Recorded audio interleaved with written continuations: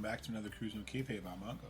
I'm Emily. And today we're diving into an episode, Darby Allin versus Jon Moxley, from Ashes to Everest. And we're going to talk about this feud from the beginning, where it was a little humble, who's better, who's going to move on to the championship, to Darby wanted to take everything from Jon Moxley. Yeah, there was lots of highs, a lot of lows. And I mean... And to quote the great Cornholo, aka Beavis, fire, fire, lots of fire. So much fire. And the backstage ambushes, I mean... The kidnappings, the crime counter. I mean, I don't know if you watched Simon Miller when he used to, or if he still does, the crime counter, when he would list off like real life crimes in wrestling. I think this was off the charts for this entire run. I mean, anarchy for sure. In the arena. But yeah, we figured what better time, because as you know from listening to this episode or watching this, or you don't know, Darby has challenged and Moxley has accepted an I Quit match at Wrestle Dream in St. Louis. Yeah, I think that an I Quit match, I kind of want to...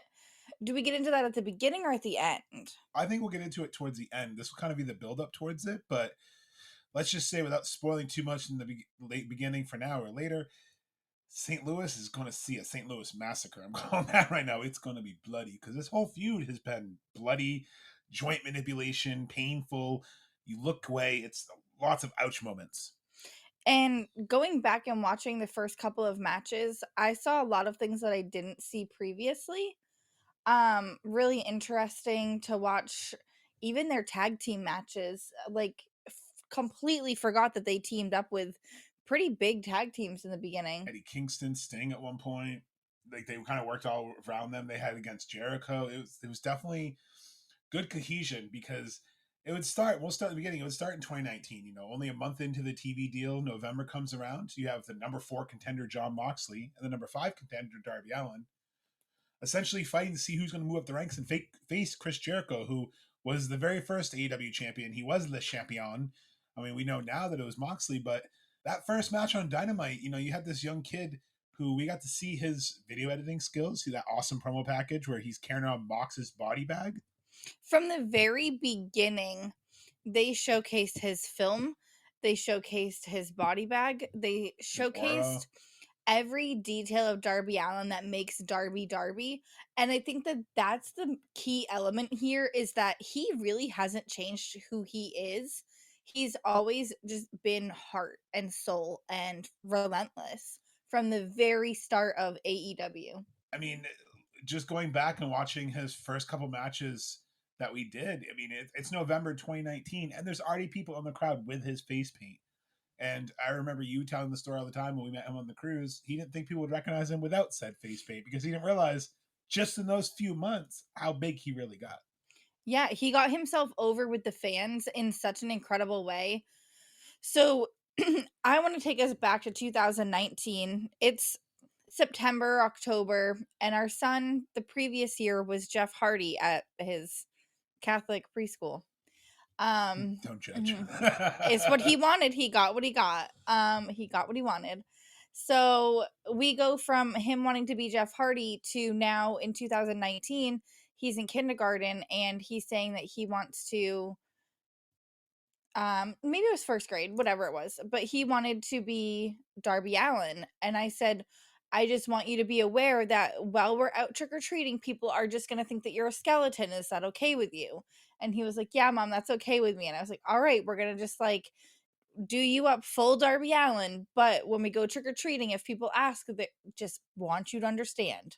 Yeah, and that was the match we're talking about. After Camp saw this match, actually, no, you're right. It was Fyter Fest, because this match was November. See, look at that. We're getting our times mixed up, because it was Halloween 2019. Because then we perfected the paint for the cruise in 2020. Yes. The hair in 2019, I'll put a picture up. It was like neon green. There was an attempt. It was so there rough. was an attempt. It was so rough. But it just showed that how much he captured. Again, we have at the time, what was he, 5-year-old kiddo who was like, who's this Daredevil guy? Who's this guy who skateboards to the ring and throws himself around? And that's what this first match between Moxley and... Oh, it was kindergarten. COVID. And that's when kind of Moxley and Darby really showed who they are, and Darby kind of really showed. I mean, we saw him have his tie with Cody, where when he hit that coffin drop spot on the apron, you already knew he was that crazy son of a bitch. You saw his match at Fighter Fest, but then this was the first like television match. Like, what's he gonna do? He's not gonna rely on the blood, the guts, the gore. He comes out with a fucking body bag, skateboards to the ring, and then immediately Moxley gets out there and he fucking throws himself at him like a missile. And that's the thing that I kind of forgot about Darby Allin is he really has just thrown his body at every little element of wrestling. Whether it's going up and down a ladder, whether it's going over the ropes, under the ropes, coffin dropping, barricades, this man glass. This man just throws himself and it seems reckless and without a cause, but when you really analyze him, there is a lot that goes into his movesets. And it's a very David Goliath storytelling for him, especially in this first match. It's Moxley who he came from WWE. He had his CZW, his indie run. People knew who he was. He made an impact at Double or Nothing. He had a feud with Kenny Omega going.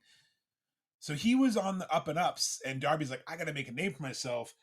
And they would have a match, and even Moxley would be surprised because Darby started going places I don't think Moxley was ready for. I mean, to start your first of many, he put his fingers in the turnbuckles and was just wrenching them. And then I believe you found out he dislocated them. Yeah, because he's yelling for a medic at the end of the match. And I'm thinking to myself that I've never seen or heard him yell for a medic before. And I was just really genuinely surprised because, again, it's not something you hear from Moxley, at least anymore. So maybe it was just really quiet. I don't know. But I wasn't prepared to hear Medic by John Moxley. And he was grabbing and, ugh. It was gross. And it was great because you really saw Darby shine in this match. And I think the crowd got behind him. Again, Mox was full face at this point. People loved him too. But he almost got that little respect from Mox. Like you could see Mox was like, all right, kid, all right, kid. Even watching back, you knew Darby wasn't going to win, but it was that holy shit, he came close to pinning a former world champion. He came close to improving his rankings, and it was a good kind of way to get the crowd used to what his character would be going forward. That, like you said, reckless daredevil who's going to throw himself at every fucking thing he possibly can, or onto something, or in something. That man has I'm just waiting for him one day to come out and it's just going to be like 1,000 skateboards with tacks everywhere. He's just going to have like a whole ass like U-Haul full of like skateboards with tacks. I want it. Because that's what I think the charm is. He's kind of like a modern day like Mick Foley, Jeff Hardy hybrid. Like he does all the crazy hardcore stuff, but then he's that cool, like this generation's Jeff Hardy, where he jumps off the ladders, like you said, he jumps off the scaffolding. I mean, you go back and even watch him in the indies, he's getting thrown in the crowd by Ethan Page. He's getting brutalized by Eddie Kingston. Moxley, that one match they had. And it wouldn't really be over for here because Darby, would kind of start heading towards his direction in 2020. Unfortunately, the pandemic would change a lot of the course, a lot of the storylines, a lot of the way in wrestling in general. But Mox would capture his very first world title. He would defeat Jericho at Revolution 2020. He would start his feud with MJF in the summer of 2020. However, somebody else wanted the title shot, and Mox wanted to make sure, MJF, wanted to make sure that Mox wasn't going to be champion. So he figured he'd stick the craziest son of a bitch he could find, and he put Darby up against Mox. And now this is their rematch, but this time it's Darby's first chance at a world title, and it's in Jacksonville. Darby clearly kind of learned his game because in the promos leading up to it, he talked about he's not going to quit this time. He's not going to roll over and die. And Mox was like, but you have to stop. And I think this was really telling of their future. He's like, just lay down and die. Just stop. Just give up, Darby. And I think that kind of set the tone for this match. It was going to be Darby's not going to give up until you make him like not be able to move. And I think the TNT title had barely been introduced at this point. It was just introduced. Yes, that Double or Nothing about 2 months prior. So Cody was kind of establishing his run with it. Because that's kind of where Darby would go after this. So this was kind of like a Darby's first real shot at gold.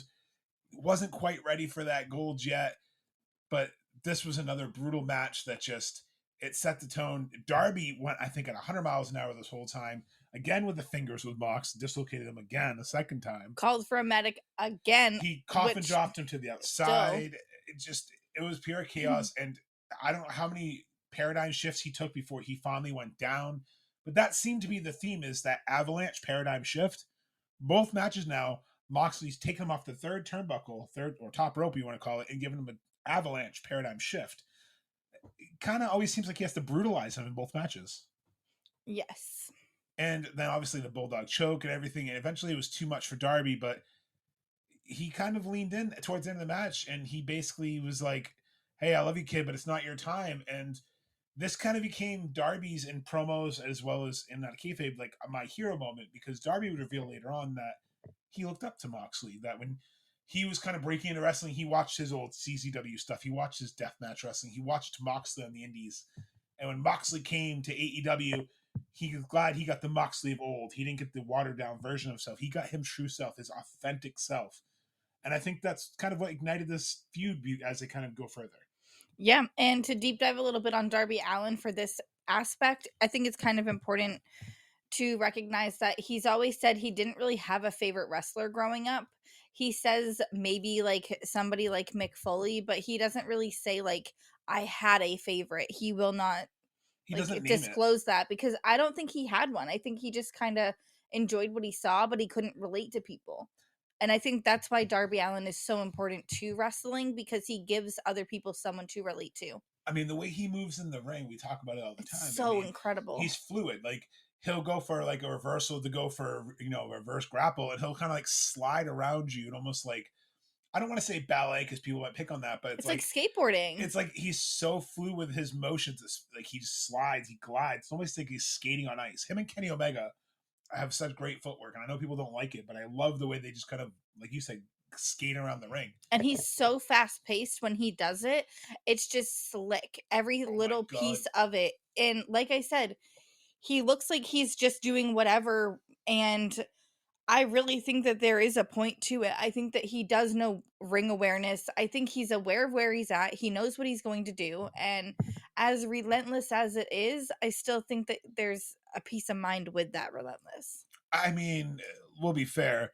I think he knows where he is in the ring all the time because he's throwing himself out of the fucking ring all the time. True. And one of my favorite parts in commentary in the second match is JR was like, he is a human missile, because at one point Moxley's outside and he's kind of like holding his face, and then Darby just balls to the wall, like you just said, going 100 miles an hour, just spears him through the center rope. And if you even watch the pandemic era, when there's not really a big crowd because they're not there, you can see how much those barricades move. Now imagine people being there and moving into people. He does not like jump out and kind of do like the little shoulder tap that some people do and fall. He jumps out and is like, catch me, motherfucker. I mean, we talked about it on our all-out review of the coffin where he speared Moxley into the coffin and it closed. He's going to come at you at 100 miles an hour. Yeah, there's no doubt about, like, again, the relentlessness. And I think that's what built Darby up. And what's great is, you know, he would spend the rest of 2020 and 2021, 2022 really defining himself as TNT champion. And we found out who Darby Allin was. He'd be in very memorable feuds, but he would still always kind of cross paths with John Moxley, like you said, the tag team wrestling. Yeah, so I want to get into that a little bit because I think it's really cool to look back on the tag teams that they faced together, knowing that Sting was involved on the outside, knowing that Moxley was doing heel tactics, but unless Darby was tagged in, he was not really participating in them. Here and there, like a distraction with like tag team people, but never the referee. And I think that that's kind of incredible to look at because you're working with the heel tactic of Moxley, but you're not giving. But Moxley wasn't working heel. Yes, he was. Then he went over and like bit people like that weren't tagged in. He was always blurring the gray. He was distracting the referee, but like Darby wasn't doing that, and I think that that's something to point out because there was still a little good in him even during like a heelish run. I was gonna say it because I would say Moxley's always been that person who will lean towards that gray. Like he's definitely, if there's a rule book, he's kicking it out of the ring. I'll definitely agree 100%. And I think it is wholesome that Darby was like, I got to be genuine. I can't do that as well. One thing I kind of liked about them tagging together is that's when Sting kind of came in, you know, December 2020. I don't think we'll ever forget Sting arriving, confronting Darby, then Team Taz, their build up. And I think the large part of 2021 through realistically 2024 for Darby was him and Sting discovering the identity and Sting kind of passing off a lot of knowledge to Darby.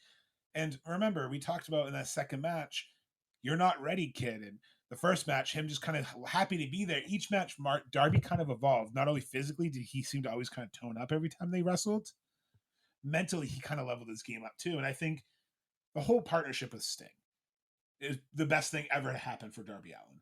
Not only does he kind of get like the aesthetics of it, but he gets that vibe, the aura. I mean, how many times did you pop for they would both just be standing up in the rafters watching, or they would be in the balcony watching, or Sting would just come out and look at Darby like a proud dad. Like it just made you happy.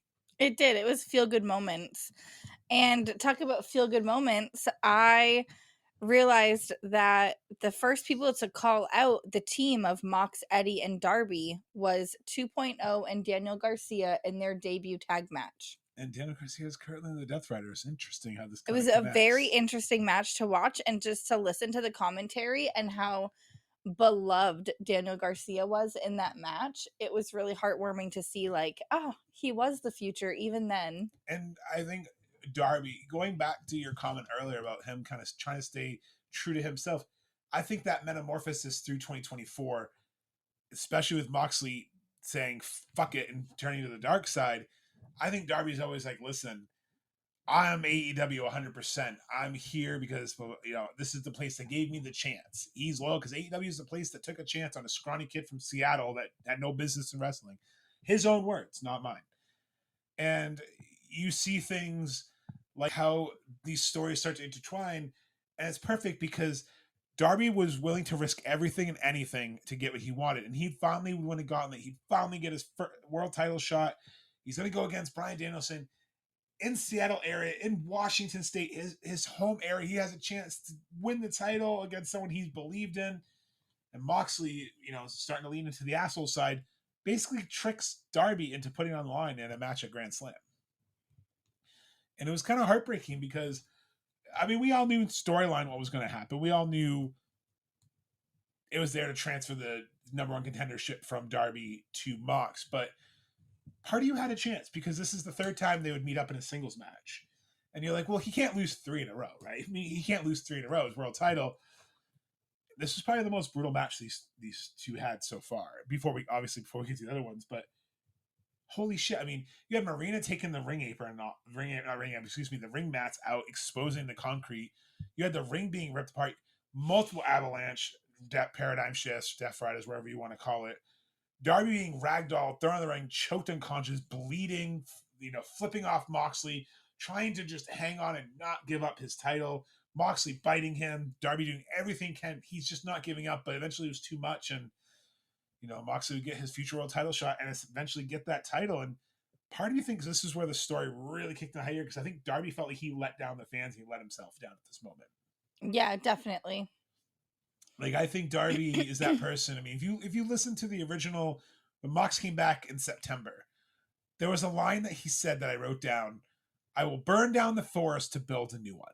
This isn't your company anymore. And we've talked about this line many times.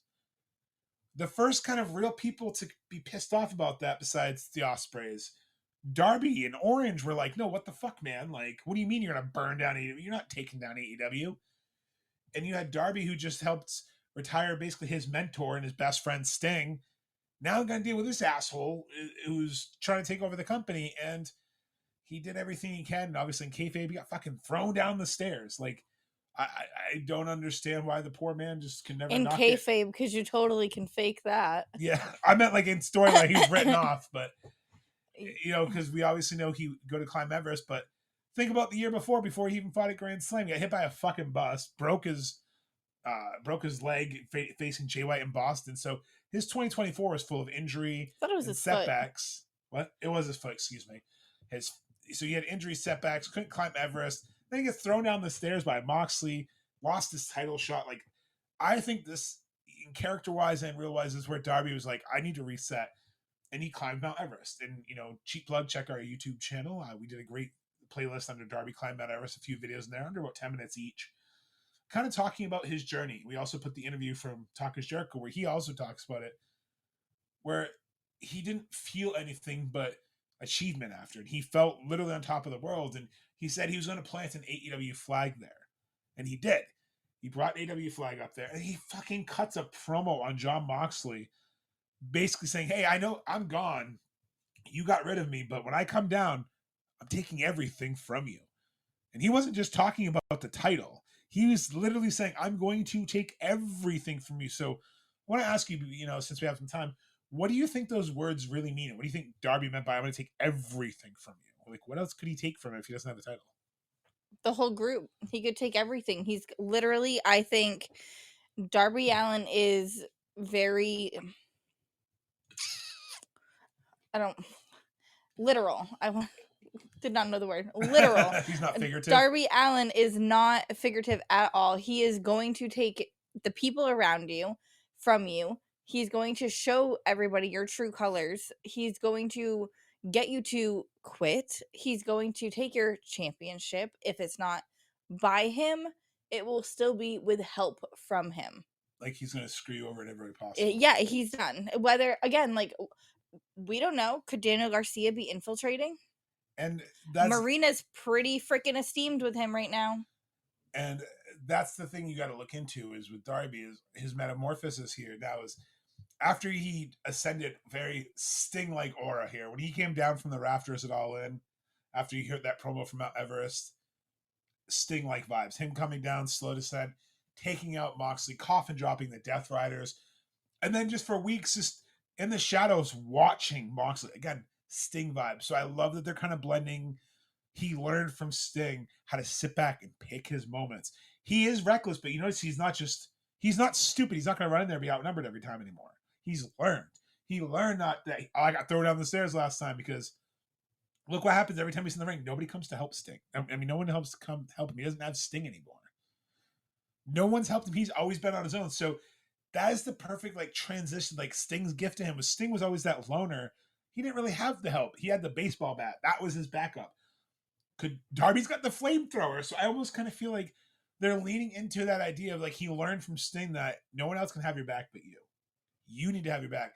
And I think that's what should scare Moxley. And I think that's the intention of this character is he sits back, he watches, he picks and chooses. I mean, poor Wheeler Yuta got fucking kidnapped and stapled Forbidden Door in his head. And then we go to Forbidden Door. You have the Death Riders versus Team AEW and Darby and his poor ear just getting mangled by Moxley. You have him getting thrown by Claudio out of the ring on the Dynamite before, then thrown into the cage. The Death Riders are doing everything they can to stop Darby, but he just kept coming. Yeah, he was not stopping. Darby literally lit him on fire. And that's the second person he's lit on fire. To say how crazy that is. I mean, last year he lit Jack Perry on fire, so we knew he was capable of it.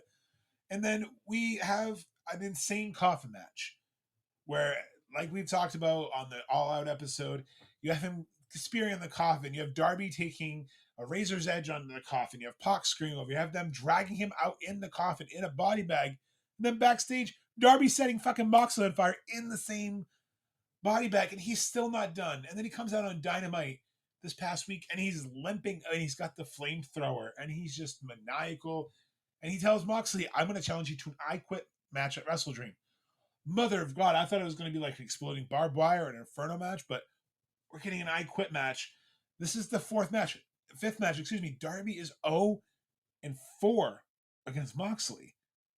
Like, I feel like this has got to be the time. My way too early prediction, but I think this has got to be the time. I think he's going to do whatever it takes to make Moxley quit.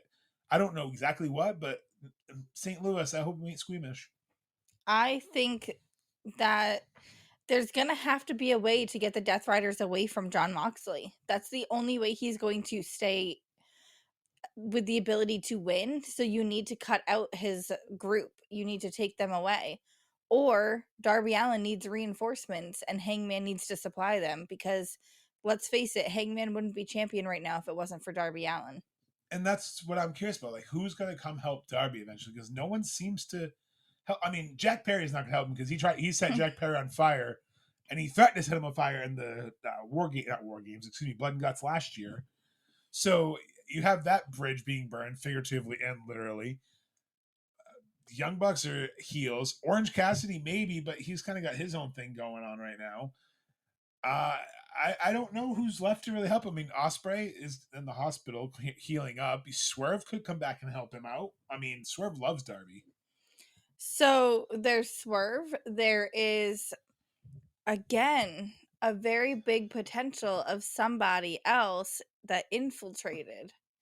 I don't know if Daniel Garcia is a mole. I don't know if it's too early to say that yet, but I just think with Darby. I don't want to think he turned, okay? I understand, but with Darby and Mox, you got to think of what this rivalry's been based on and built on.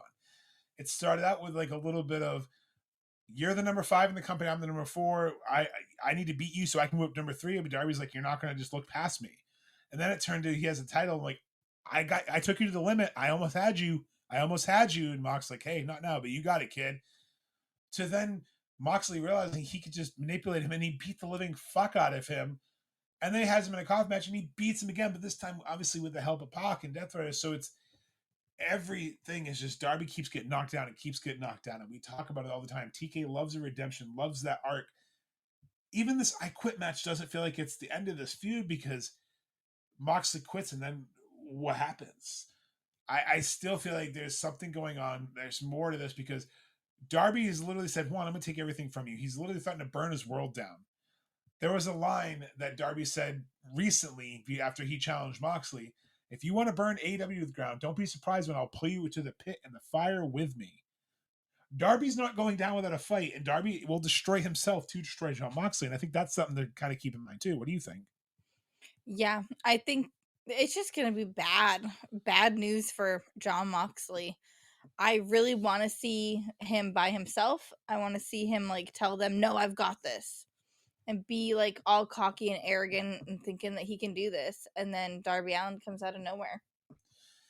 I mean, I'd love to see that. I'd love to see him finally get a win and just. This is going to be a match that starts before the bell, like their first match did. I don't think every other match is them waiting for the bell. I think they just always started like, at each brawled. other. Because I think Darby knows he can't wait to get his ass kicked. It's kind of like the old adage where it's like, give me your best shot because you get one. And Darby's like, I'm going to take my best shot right the fuck now.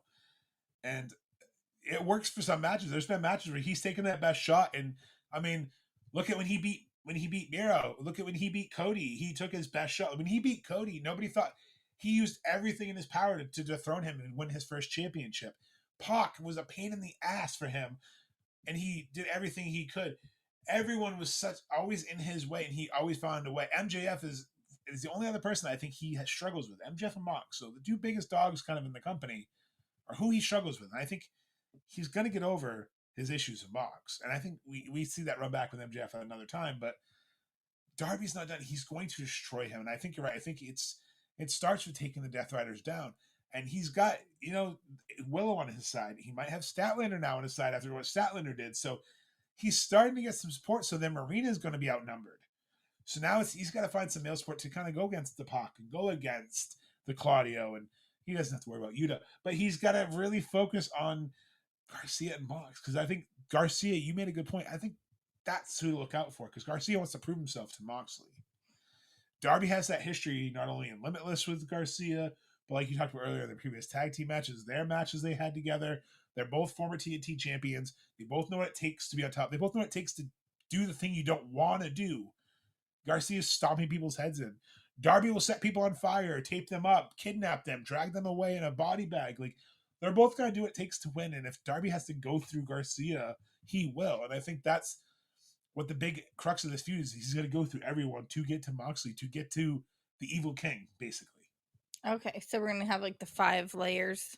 Yeah, almost like the trials and tribulations. I like it. And I almost wonder, do you think we have almost like what they did with Jericho, where he has to go through some trials, like not necessarily like the comical style where it's like week 1 you face this, but it's almost like a gauntlet of sense, like he has to run the gauntlet. Yeah, like I could see that kind of happening, like almost like how Cody and MJF did it.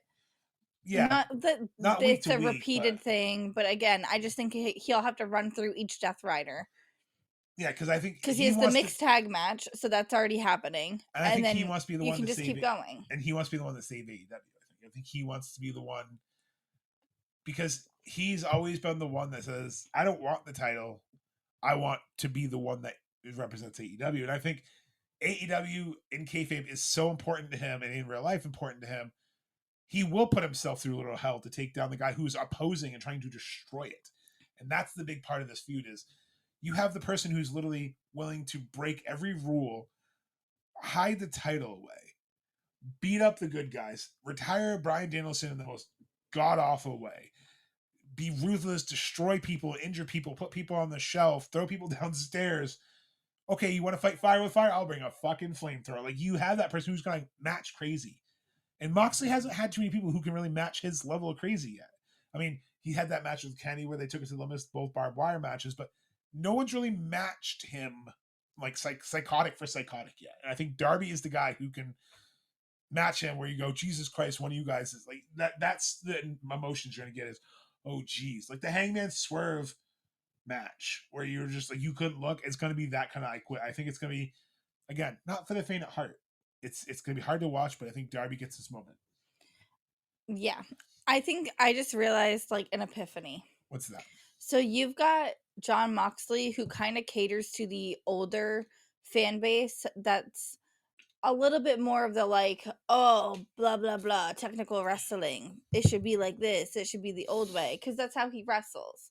And then you've got Darby Allin, who's more of the next generation. He's trying to bring in the new fans because he has the younger fan base. Not that the older fans don't love him as well, but Darby Allin's building a skate park for the younger generation. He's really going to be showing himself off to these next fans, the next generation of wrestling fans. And I think that that's something really cool and important. If he is to get the world title and hold that, which is what I think is coming after this with the I Quit match. I think that if probably next year, if anything. Yeah, like if Darby wins, this brings him up to that next tier. So and I think that this beating Jon Moxley is one of like the biggest defeats. And Jon Moxley doesn't lose often. Yeah, exactly. It's one of the biggest things that you can do in AEW at the moment is to actually have a win over Jon Moxley. And so to think like, again, Darby Allin having all these little projects going on, like he's been on television for multiple different things. His Everest documentary will probably be coming out in the next year. Oh, we don't know. He said he filmed stuff, but we don't know. Well, it's Darby Allin, whether he produces it or someone else does. Well, I just don't want people's hopes up because my hopes are already up. Why are your hopes up? Because he films stuff, and I feel like he's too into filmmaking not to make a cool video. Exactly why it's going to happen. He's doing it. True. It's Darby Allin. Of course, he made a video of this. And I don't know. I might have to digress a little bit. I don't know if I'd say Moxley's a technical wrestler per se. He's always been the brawler, crazy. Well, yeah, so like the old school. I think he's as far from old school. He bleeds in his hardcore death matches. He's the opposite of what those people love. FTR would be more of a case of that, I think. Okay. But I get what you're saying. He's got more than people my generation, my age, where it's like, yeah, the cool, gritty, gotta beat you up and make you pay for it. And Darby's definitely that bridge where he's gonna get the teens to the next generation. I 100% agree. And I think it's awesome what he's doing for the skate park and the community. Him and Tony Hawk making sure people who don't have a safe place to go, especially, I mean, he grew up in some bad areas and he's lived in bad areas. So he knows that after school, sometimes it's not a great place for them to hang out. If you can build a skate park with modern equipment that's, safe, that they can go and have fun and learn at and not be on the streets getting yelled at by people and not being in the roads. They have a place to skate and have fun, because I think he realizes that that's kind of what saved him. He talks about skateboarding and wrestling, kind of like his ways to like escape the realities. I mean, he wears his face paint that way because, I mean, you hear every time he wrestles, his uncle died from a DUI and he feels like half him died that day. And it's horrible to think that way, but he finds outlets. I mean, I think it's crazy that he just one day was like, how do you climb Mount Everest? And then all of a sudden was like DDP talking to him. He's climbed Mount Everest. Like, I think he's inspiring, and you can say whatever you want about his matches. You can say whatever you want about any of the hardcore stuff, but when you see someone who's like, I want to climb Mount Everest, and then actually fucking does it, I feel like even in that storyline, you can believe that wrestler if he says, I'm going to win that title. I think you'd believe them. I mean, our kiddo's doing a project at school about Mount Everest, and he's excited to talk about Darby Allin to his school. And he's excited to show them pictures of him with the flag on top, because that's a wrestler he's met and he's looks up to. And they're talking about something cool. And he was so excited. He's like, we're talking about Mount Everest, and my favorite Darby climbed Mount Everest. And I could tell my teacher about it. It's cool to see, like you say, that injection of wrestling into this other community. You have like the IWC clubs, and you have like the after school wrestling clubs that some schools are doing, especially up in New York, that famous one. It's great to see that. And again, people throw around the word family friendly, and it's like they forget there's families of other age groups besides 3 and 5-year-old kids. And even the 5-year-olds. Sorry, not sorry. Darby Allin was a role model for a 5-year-old. Like, and still is now. Like, a role model doesn't need to be somebody that is perfect on every level. A role model is somebody that pushes through things and shows their differences. A role model is so different for every person that they could make a big mistake. That doesn't mean that they're not a role model to anybody. People still call Jeff Hardy a role model, and you know what? He's human. He's made mistakes, and I feel like that's the other thing, is it's seeing how people rise up through adversity. He's someone that rises up through adversity. That's why I was really excited to do this episode today, because even in storyline, his character is him. He rises up. He faces the challenge. I mean, when you have a 160, 170-pound wrestler that's 6 feet, just under 6 feet, there was such a stigma in wrestling on what you had to look like. He wrestles in Doc And Martens. he just came Right? out. Yeah, he came out with like jorts and like compression leggings or whatever, and just was different. And he was my emo phase. He was Emily's emo phase, like come to life as a wrestler. And then seeing him come out with champ the second time, like just everything about him makes me want to watch him succeed and want to watch him. And I think that's why Moxley picked him for this feud. And I think that's why this rivalry is so important, because, like you just said earlier, a win over Moxley is huge in AEW, because then he's beaten former world champions, and he can beat a 4-time former world champion. It's not like, oh, haha, I got a surprise roll up. But no, I beat a champion. And it's like anything else. If you watch any sports, if you watch a football team, what's the first thing they say when they beat the Eagles this year? Oh, they beat the defending champions. Like, it's important in sports that you defeat a defending champion or former champion, because it shows you have the mettle to compete. And if anyone's got the balls, the cojones, or whatever you want to call it, to compete, it's Darby fucking Allin. And you'll have to stay tuned, because I heard that if you listen right after this, there might be a little cameo. And as promised, here's a cameo. Welcome back, Camden. Hi, everyone. Camden Cruz has officially come back on the show for the first time in a little while, but it's the 3-year anniversary of Cruising with Kayfabe, and we're talking about his favorite wrestler, Darby Allin. So we had to bring him on, because before he was Camden Cruz, you had another nickname. What was it? Little Darby. And to explain to everyone why you were called Little Darby, besides after you met him, why you were called Little Darby. So on the cruise, when I was little, I cosplayed as Darby Allin. And people knew you because you cosplayed as Darby Allin, and you pretty much did it every year? Yep. And you pretty much do it every time? Yep. So Little Birdie told me that you're going to meet him again next month. Are you going to dress up as Darby again? Yep. So do we get the return of Little Darby? Absolutely. All right. Are you excited to ask him about anything when you meet him? I'm really excited to ask him about Mount Everest and how the experience was when he climbed it. That's exciting. I think that's really cool, because, I mean, we've got to talk to him about wrestling before. You've got to talk to him about some of your favorite matches. Being there for Sting's last match when he flipped off the ladder and went through the glass. Oh, that had me like jaw dropped. That was so crazy. And now you get to talk to him about probably one of the craziest things ever, Mount Everest, where only a few hundred people have ever made it to the top, right? Like only a few thousand people? Yeah. So, and I know you're learning about it in school, so you know the trials and tribulations that Darby faces. Yep. And I think that's why this episode is perfect, because we're talking about Darby and Mox and kind of their whole rivalry when they started in 2019, and he first wrestled him probably early November when the show first started. Then we talked about the first time Darby wrestled him for the title, and he came out with champ. Wasn't that your favorite paint, or was there another paint that you liked more? I like the champ paint and like the tree paint. So you like the champ and then the tree. What are your favorite things from when Moxley and Darby have matches? Probably how every time Moxley always found a way to somehow like abuse the fact that Darby is relentless and will only go till he can't move. No, you're right. Every time, that's what we talked about too. You nailed it right on the head. You know, the first match, Darby couldn't really keep up, and then the second match, Moxley was getting frustrated, because every time he would do something, he would say, "Just stay down, just stay down." I mean, you had Darby biting Moxley back. I mean, you have Darby with the body bag the first time, and then remember he staples Moxley's picture to the face. Yep. So, what about that aspect do you like about some of the videos that he does or promos? Like, what are some of your favorites of those, like styles or types? Probably my favorite style is when like he's like doing the skateboarding ones. Cause I feel like they're like his best ones. and I like the ones where like he's like facing it at like one wrestler.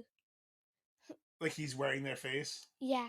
Yeah, it's very cool. It's very like gritty. So you like the gritty style? Yep.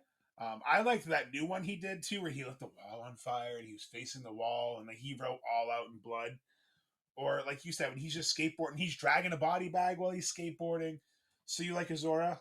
Yep. That's awesome. Yeah. Do you think Darby has good aura?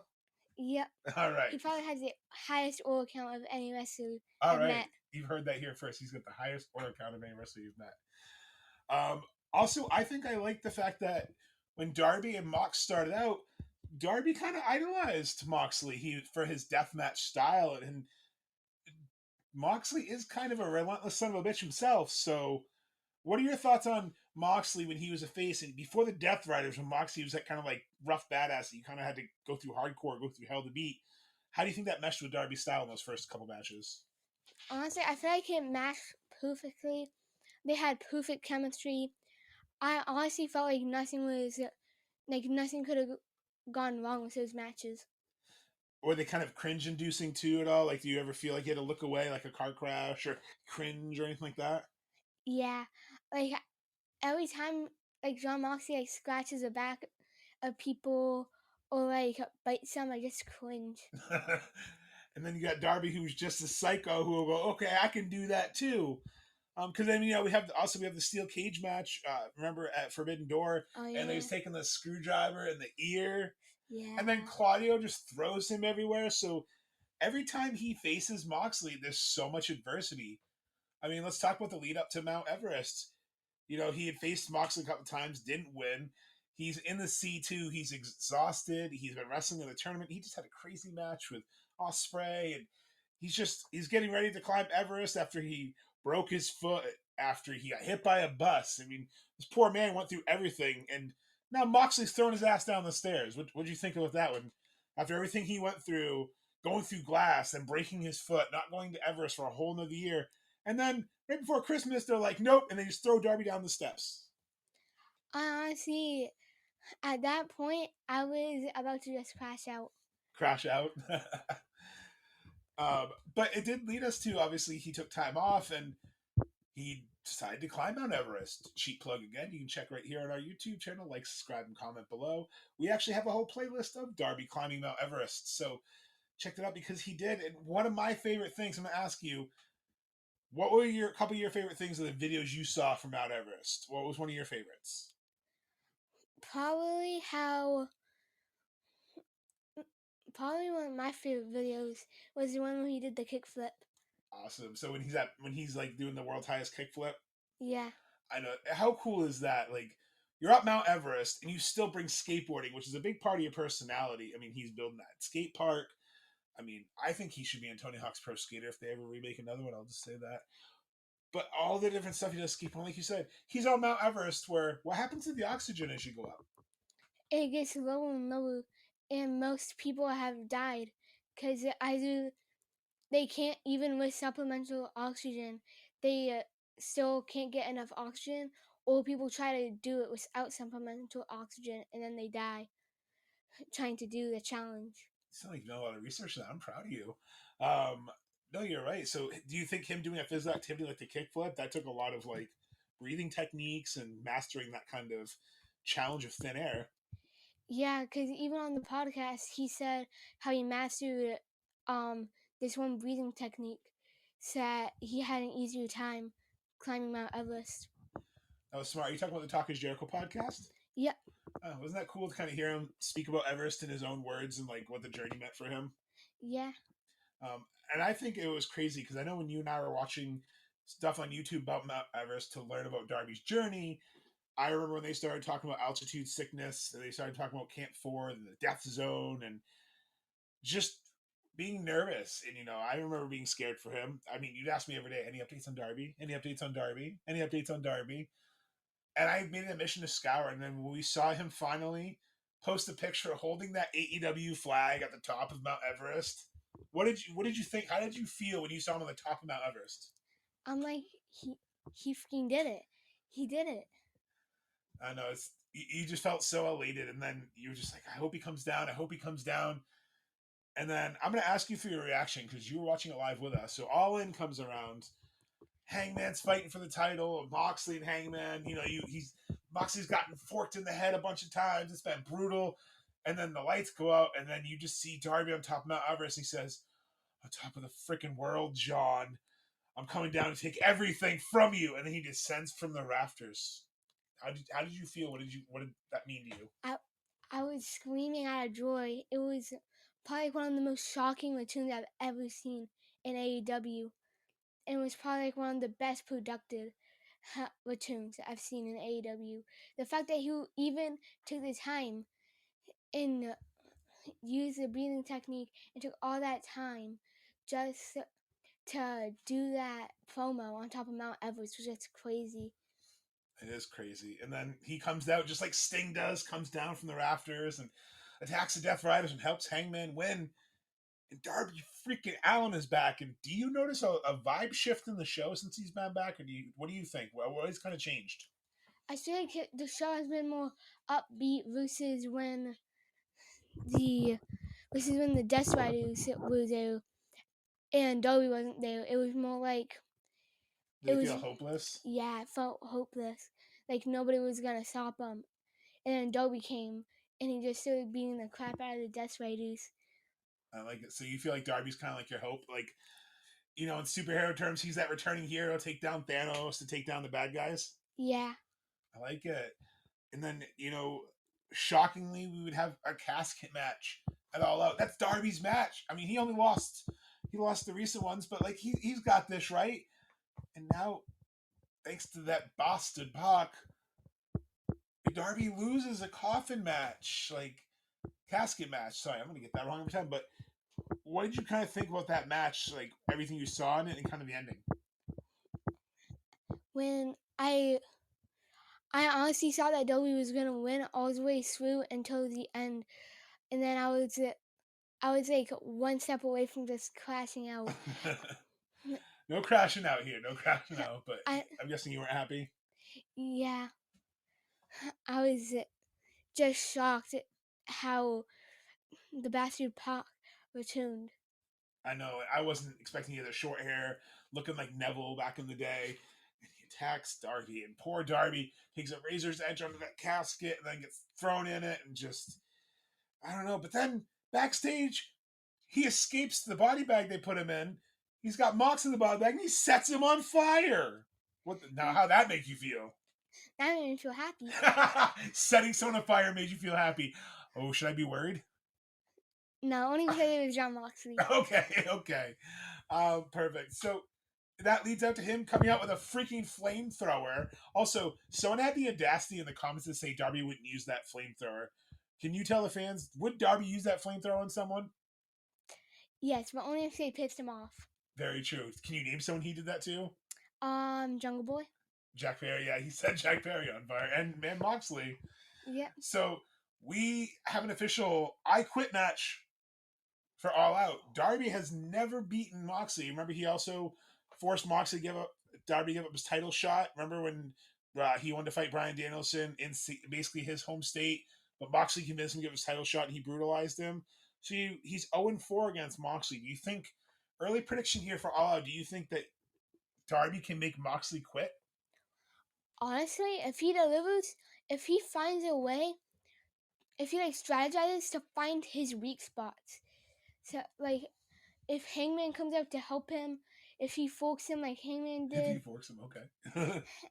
If he does all the things that he's seen everybody else do to Jon Moxley to almost gain the victory, if he combines that all together, he should be able to defeat him. I like it. So you're saying kind of study everyone who's beaten Moxley and what they've done and use those same techniques? Yeah. So kind of like studying the Karate Kid and using the crane kick that Speedball does? Yeah. So understanding all the different moves and the psychology. I like it. So you kind of got to know your enemy and his weakness. So that's good. That's tape studying. I like it. So before we wrap up, I just want a few more questions. So what are some of your favorite things about this Jon Moxley and Darby feud, going into this? Like, do you think because he has a chance to end the Death Riders, or do you see something else? I see that it might cause Jon Moxley to go like crazy and for him to like start attacking everybody in the Death Riders, and that can cause them to break up.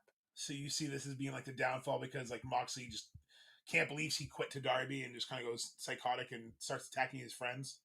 Yeah. I like that. Destruction from within, kind of like a self-implosion.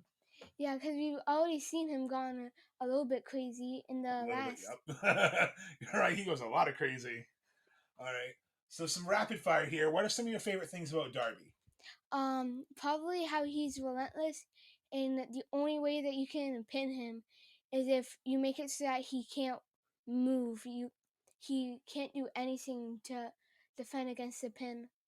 So almost like you have to trap him or beat him senseless. Yeah. Like he's just not going to quit. Okay. Which Darby is? What's the most memorable Darby stunt? Like the craziest thing you've seen him do? What's your favorite? Probably when he jumped off the ladder and just absolutely put me in awe. When he went out through that glass? Yeah. Okay. What about if I ask you to rank on a scale? So that's number 1. So let's rank the other ones 2 through 4. I'll keep track. What's this? 2 through 5. Sorry. What's your second favorite one? Probably when he jumped off that like the overview where Jon Moxley comes out of, and Coffin dropped onto him. Oh, and he surprised him when they were in that cool little venue? Yeah. Yeah, the balcony thing? Okay, that's a fair one. All right, what's another one?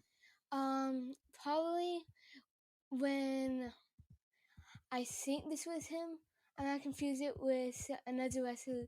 But when he like climbed onto one of the posts of like the entrance ramp and jumped off it. Nope, he's done that. He's jumped off the tunnels. Okay, I like that one. What about another one? Probably when he did. He's got so many. I know it's hard to think about. All right, I can name a couple, and you can tell me either 4 or 5. Okay. And then we can go there. Okay, so you have Darby climbing to the top of Blood and Guts and dropping on people. Oh. You have Darby setting Jack Perry on fire. Oh, that's a 4. Okay, or you have Darby hanging upside down, getting super kicked by the Bucks. Darby going down the stairs. Darby being thrown down the stairs by Ethan Page. Powerbombed on the caskets. Choked out by Brody King. Swanton through a bunch of chairs with Jeff Hardy. Swanton. Okay, so that's number 5? Yep. All right. And then last question, if you could tell the viewers, what is something that I always say? Like, subscribe, and comment. Okay, I like that one, but how do I always close the show? Oh yeah, and always keep the kayfabe. All right, well, and to wrap it up today, I just want to say thank you for everyone for listening.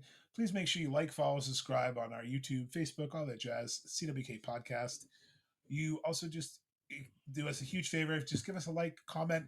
Let us know your thoughts on this episode or any of our episodes, because that feedback's valuable to us because we can help produce what you like. And if there's things that you want us to improve on, we can learn. And we appreciate our community, especially on Facebook. We're about to hit 20,000. We can't thank you guys enough for building a great community, and we appreciate all the support. It's been a really fun ride, just learning as we go, as far as like our posts and just even the video editing that you've done and the producing that you've done. I think we can gush for a second on that. We've found new apps that we use to create things, like the graphic behind us right now. Like Mongo puts so much work into stuff like that. I put all of our collages together. I really like to mix and match and find pictures that the photographers have taken. Yes, I give credits. Like the fact that they take such incredible pictures, I just am captivated by them, and I really enjoy being able to see the transitions and everything that we're able to do and we've accomplished in the last couple of years. And I just think it's really cool. So thank everybody for listening for the past 3 years to us. Appreciate that. And as we've said, for 3 years, and as we'll say for 3 more years, hopefully. Or more. If you please give us a like, follow. Thank you for everything. And remember, always keep the kayfabe. Hey everyone, it's your producer and co-host Mongo here, thanking you so much for tuning into another fantastic episode of Cruising with Kayfabe. Emily and I certainly appreciate all the support and love you've shown us. For an ad-free experience and exclusive content, visit cwkpod.com. Music provided by The Undone. Emily and Mongo would like to thank The Undone for letting us use their title track, Misfortune, Misfortune, as well as their other songs, are now available wherever you stream or purchase music, or by visiting wearetheundone.com. And hey, let's get them booked on the Jericho Cruise. They're a great group of guys, and they would totally rock the boat. Make sure you follow Emily and I on our socials at Cruising with Kayfabe on the Facebook and the Instagram. Mongo it's Mongo on TikTok, and Emily at Cruising with Kayfabe _Emily. You can also visit w.gg and use promo code Mongo and save 10% on some clean energy. Make sure you like and follow the show and leave us a 5-star frog splash of a review. But if you don't like us and you don't like the Jericho Cruise, I'm just going to let a legend himself tell you what we're all thinking. So if you're not down with the Jericho Cruise,